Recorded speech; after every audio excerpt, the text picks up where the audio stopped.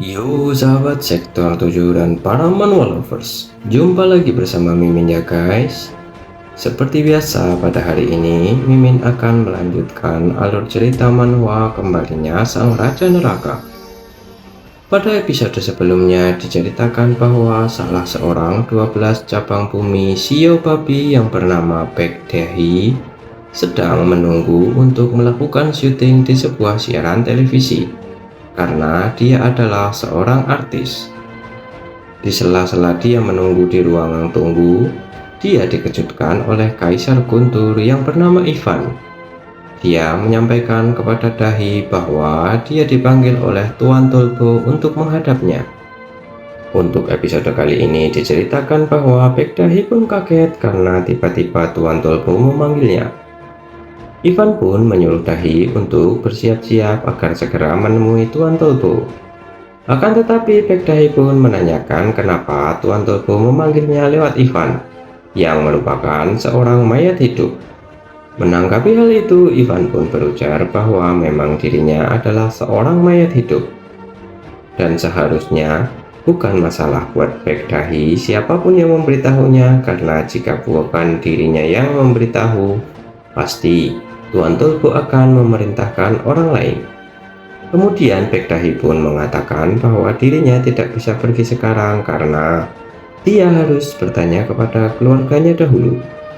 Menanggapi hal itu, Ivan pun berujar bahwa seolah-olah Dahi sudah benar-benar berkeluarga dengan para manusia.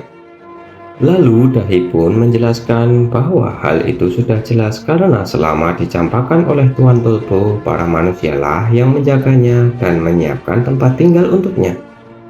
Jadi, itulah yang namanya menjadi sebuah keluarga. Kemudian menanggapi yang diungkapkan oleh Dahi, Ivan pun berujar bahwa dia sudah mendengar kalau Dahi itu sangat bodoh. Akan tetapi, dia tidak mengira jika kebodohannya sampai separah ini. Sambil meraih tangan Dahi, Ivan pun menambahkan bahwa melihat dari kondisi tubuh Dahi yang menyedihkan itu, Ivan meragukan sebenarnya mereka menjaga atau malah sebaliknya, Dahilah yang menjaga mereka. Karena yang terlihat di matanya hanya terlihat seperti eksploitasi manusia saja, dan menyuruh Dahi agar segera menyadari bahwa dirinya adalah anggota 12 cabang bumi. Dan keluarganya adalah kami para mayat hidup dan juga Tuan Tolbo, tambah Ivan sambil menatap tajam dan memegang tangan Dahi. Dengan ekspresi yang agak takut, Dahi pun berujar bahwa kenapa baru sekarang disebut sebagai keluarga. Menanggapi hal itu, Ivan pun berujar bahwa jika memang Dahi begitu mempercayai manusia, maka tidak ada salahnya jika melakukan tes untuk menilainya. Bersamaan dengan hal itu, terlihat pria berjaket merah dan pria berkaos pink merasa kenyang setelah selesai makan. Dan sambil berbincang, mereka keluar dari salah satu tempat makan tersebut. Lalu, pria berkaos pink berujar bahwa dirinya merasa senang karena mereka sudah makan dengan nikmat. Di tengah perbincangan mereka berdua tersebut, mereka didatangi oleh Jiwo. Jiwo pun menanyakan apa benar pria berjaket merah tersebut bernama Prestige Liudon dari Swain Entertainment. Menanggapi pertanyaan dari Jiwo, pria berjaket merah pun membenarkan bahwa dirinya adalah Prestige Liudon dan kembali menanyakan kepada Jiwo ada perlu apa dia mencarinya. Jiwo pun menimpali bahwa dirinya sedang mencari seseorang. Akan tetapi belum selesai mengatakannya, sambil menyingkirkan kepala Jiwo menggunakan tangannya dan mengatakan minggir kepada Jiwo, sang Raja Neraka pun mendekati pria berjaket merah itu dan berkata bahwa dirinya adalah babi. Mendengar hal itu, pria berjaket merah itu pun bingung mendengar pertanyaan tersebut. Akan tetapi Jiwo pun menyela sambil memanggil Raja Neraka untuk menghentikan apa yang dikatakannya.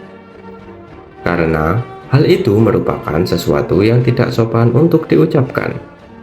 Tidak terima dengan yang dikatakan oleh Jiwo, Raja Neraka pun menanggapi dengan berujar bahwa apakah ada yang salah dengan pertanyaannya. karena sudah bisa dilihat dari ciri-ciri fisiknya, dari wajah yang berminyak sampai dengan perut yang buncit dan juga besar. Siapapun yang melihatnya pasti akan teringat akan simbol uang dan keberuntungan, yaitu simbol babi.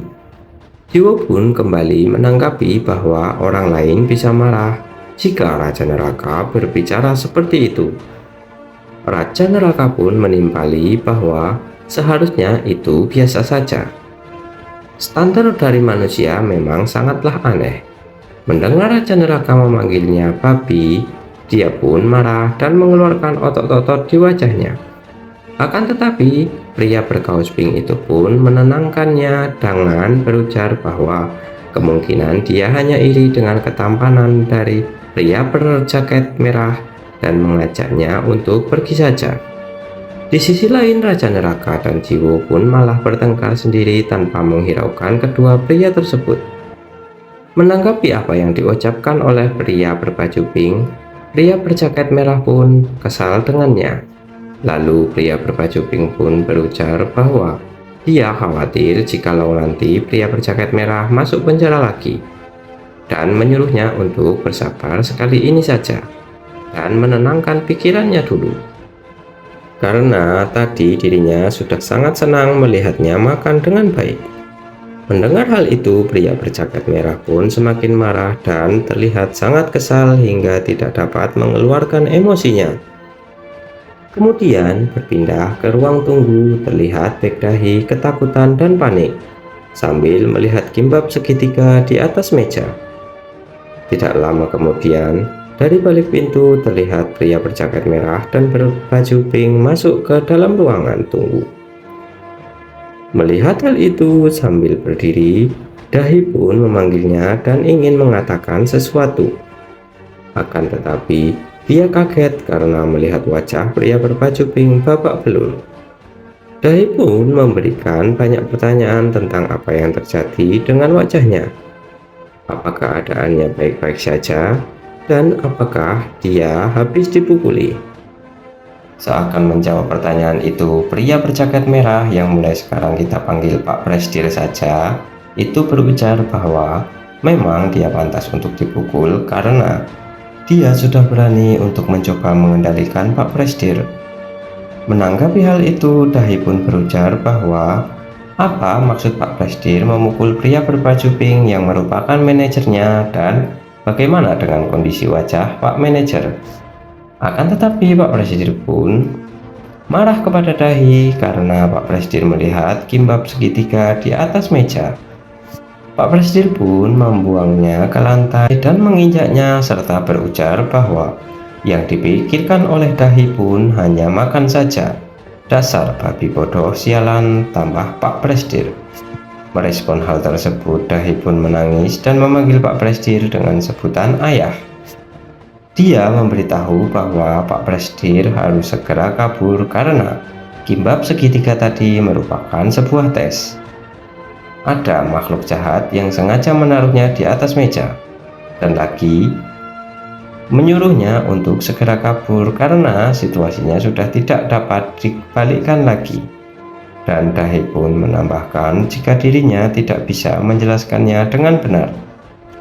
Dia menyuruh Pak Presdir untuk mempercayainya dan segera kabur. Tidak mendengarkan hal itu, Pak Presdir malah menampar Dahi dengan mudahnya sambil berujar bahwa dia tidak paham dengan apa yang dibicarakan oleh Dahi. Kemudian tiba-tiba terdengar suara yang berkata benar, dan dia memang harus bersikap seperti itu.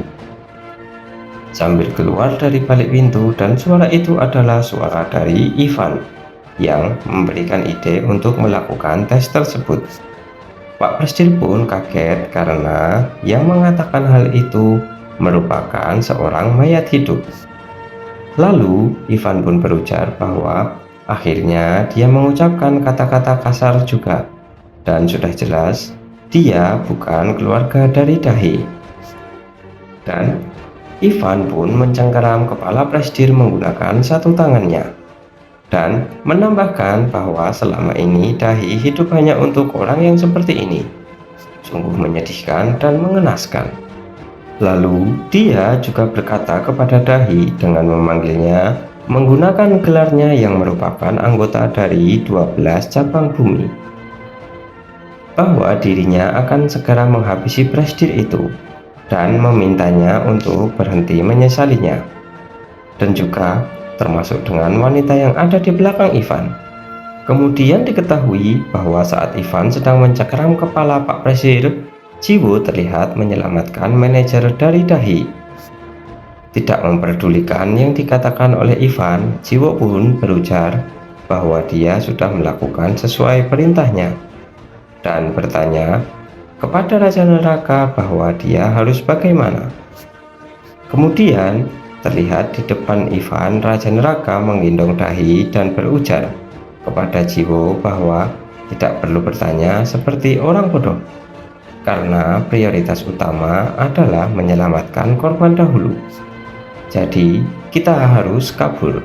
Sambil mengatakan hal itu, Raja Neraka dan Jiwo pun secara bersamaan langsung kabur meninggalkan tempat tersebut. Namun Jiwo pun masih sempat bertanya kepada Raja Neraka, bagaimana dengan nasib orang yang sudah tertangkap? Menanggapi hal itu, Raja Neraka pun berujar bahwa kalau sampah memang harus dibuang. Bagaimanakah kelanjutan ceritanya? Dan apakah yang akan terjadi kepada Jiwo dan Raja Neraka? Nantikan di video berikutnya ya guys. Terima kasih sudah menonton dan bye-bye.